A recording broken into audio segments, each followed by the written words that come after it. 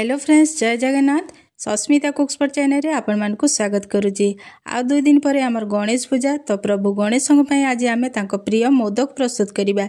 ए मोदक प्रस्तुत करिबा पई बेसी समय लागबनी, मात्र आधा घंटा समय लागिबो ओ घरे थिबा सामग्री रे बिना छांच रे आमे ए मोदक को प्रस्तुत करिबा। तो वीडियो टी देखिबे, भल लागिले लाइक करिबे, शेयर करिबे और कमेंट माध्यम रे निश्चय जणेबे। ताले वीडियो टी स्टार्ट करिबा चलंतु। तो ए मोदक प्रस्तुत पई हमकु प्रथमे चावल चूना दरकार। तो एडी देखंतु मु 2 कप चावल चूना नै जाईची। ए चावल चूना मु घरे निजे प्रस्तुत करतिले। तो एडी देखंतु मु 2 कप चावल चूना नै जाईची। एबे आमे ए चूना को प्रथमे जंती नबा।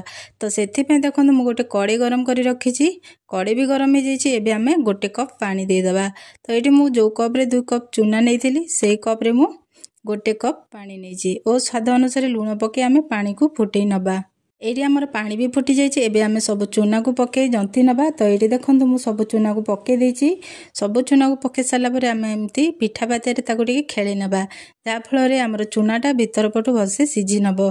तो ये देखंतु आमे एबे 2 रु 3 मिनिट पे एमती ताको टिके भलसे जंती नबा। तो ये देखंतु भलसे चूना हमर सिझी जाइची, भलसे जंती भी हे गलानी। एबे आमे गोटे प्लेट को काढी रखिबा। तो ये देखंतु मु गोटे प्लेट को सब काढी रखिची। एबे आमे जंतणी को 2 रु 3 मिनिट पे टिके ठंडा हबाक दबा, बेसी गरम अछि।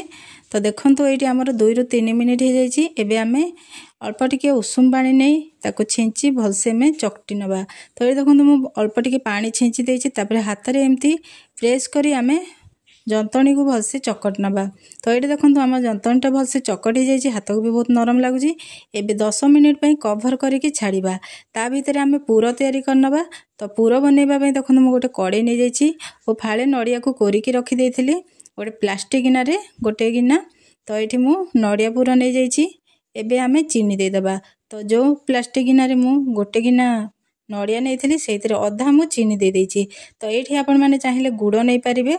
तो ये देखंतु मु चीनी सब दे देइछि। एबे आमे गैस रे बसै नडिया पूरा तयारी करनबा। तो ये देखंतु मु नडिया पूरा सब गैस रे बसै देइछि। एबे आमे 2 रु 3 मिनिट पे टिके नाली हबा पर्यंत भाजी नबा। तो एठी देखंतु 2 रु 3 मिनिट हे जाइछि। एबे आमे किछि गुजराती ओ गोलमरच गुंड पके दबा, भलो टेस्ट आसीबो।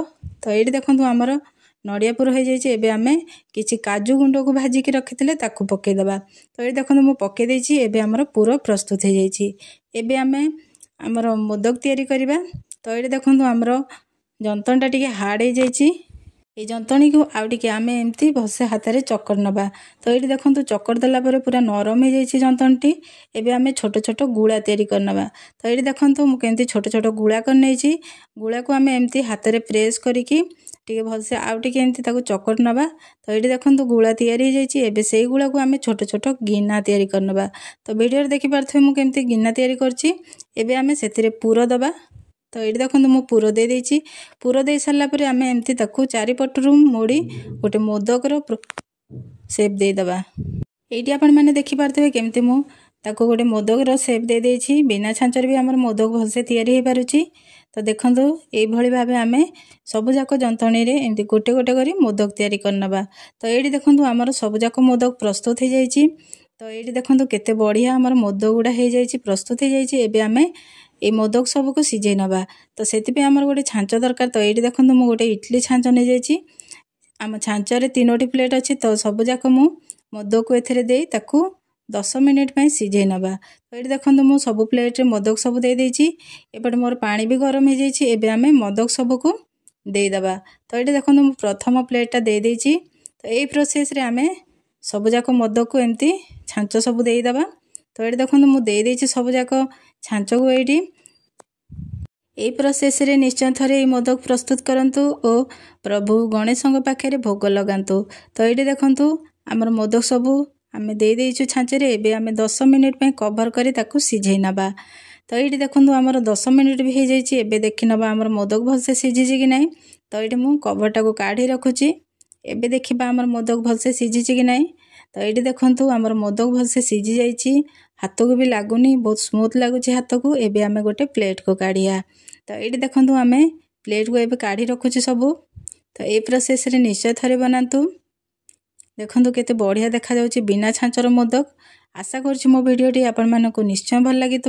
भिडियोटी भल लगी लाइक करेंगे, शेयर करेंगे और कमेंट माध्यम निश्चय जनइबे।